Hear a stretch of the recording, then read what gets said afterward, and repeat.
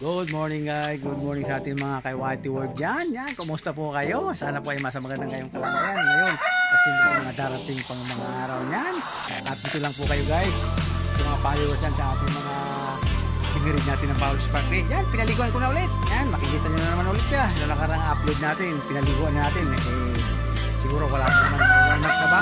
Parang wala pa naman simulan pinaliguan natin. Kaso lang, chinik natin sila. Ako kasi pag bawat sa umaga pinapakuha natin sila, tinitik ko baka may mga honey pa sila, kita natin kanina. At kaya siyempre bumili tayo ng pang dilhousing sa kanila, paligo tayo. Sasabayin na natin mamayang hapon ng purga niyan. At siyempre kinabukasan magbibigay ulit tayo ng free bawal sa kanila. Ito lang ginagawa natin dito guys sa ating munting backyard. Yan, kita nyo. Saka natutuwa tayo guys, isipin nyo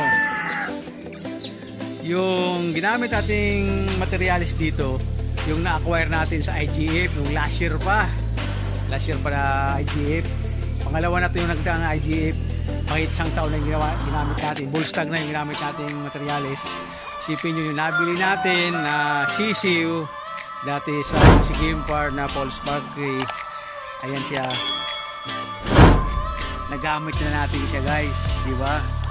Yan. Tapos yung Paul Spark rin na babae, yun ang nanay ng ating mga baby stag. Yan.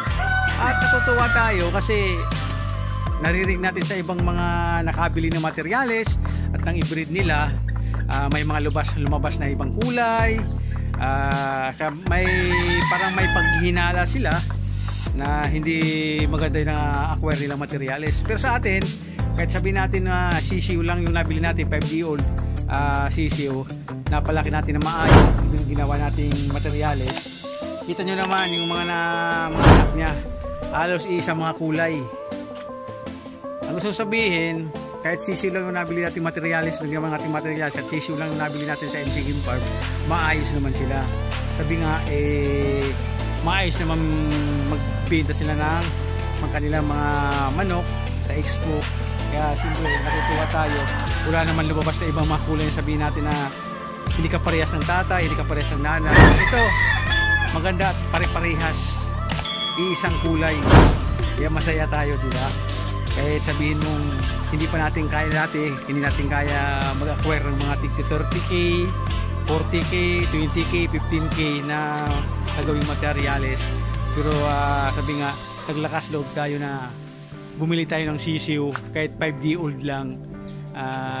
Sabi nga baka hindi pa natin kaya mabuhay yon, pero pasalamat tayo at napalaki naman natin at ngayon nagamit na natin sila, diba? Dalawa yun, magkasama yun yung binili natin sa IGF, si Gary Gilliam. Si Gary Gilliam dapat ipapartner natin si Golden Boy, biglang naglugon. Una kasi naglugon si Golden Boy, hindi pa naman lugon si Gary Gilliam natin.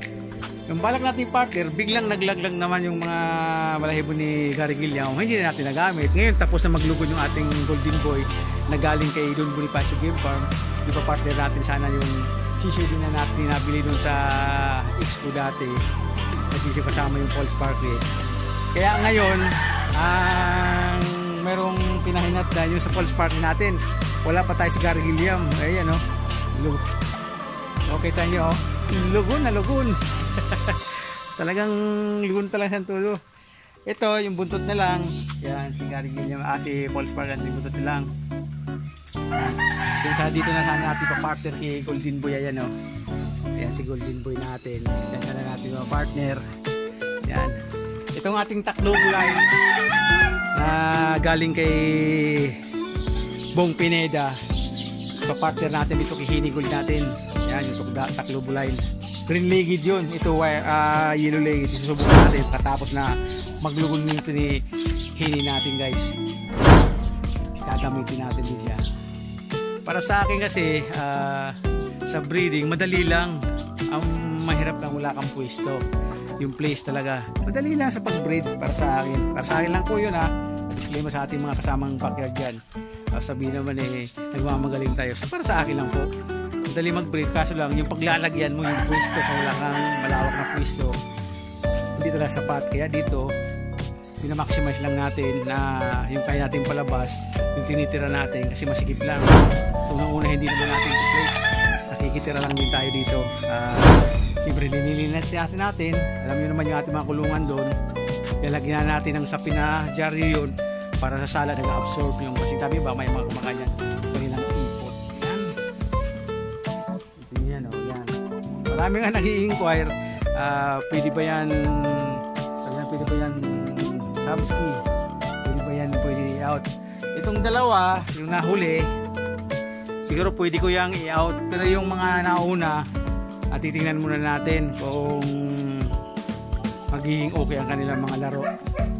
Kasi first time natin na magkaroon ng linyada yan.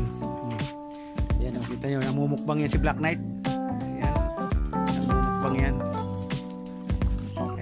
Tiniming natin ngayon Sunday, wala tayong pasok yun. Kumukulim-lim na naman guys.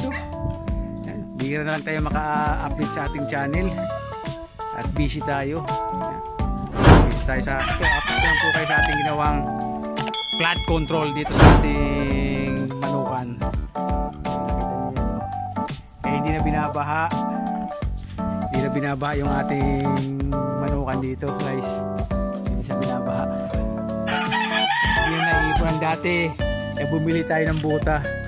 Pero kita nyo, bumili tayo ng buta dati. Dalawang pares pa to. Tingin na kami ni Mrs. Bumili tayo.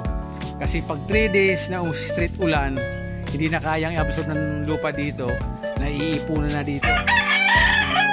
Naiipunan na dito ng tubig. Kaya yun, minsan pag inaabot yung scratch bin, magkakaroon talang amoy. Kaya ginawa natin ang paraan ng tubig dito pag umuulan, diretso palabas para hindi na isahan, para hindi mangangamoy dito. Nang pinagtsagaan natin guys. Ilang linggo, 3 linggo. 3 Sunday ginawa natin. Pag Sunday lang wala tayong kaso guys. And update lang tayo dito. Yan, saka ito, gagawin natin to. Lilipat ko yung mga poste ng ating kuan para hindi sigabal sa pagbukas ng pinto. Kasi dati wala tayong extension dito, nag-extension tayo. Bumabangga. Nagre-request si Commander. Maraming salamat po sa mga sawa yung support sa mga nandyan po. Yan. Comment lang po kayo. May dalawang babae tayo ng kapatid noon. Kung gusto nyo magpa-free raffle po tayo. Comment lang kung marami mag-comment dyan. Paul Sparkly po ang ating linyada niyan. God bless po sa ating lahat at sana po malaya tayo sa anumang kapamakan ngayon at sa mga dating pang mga araw. Yaw.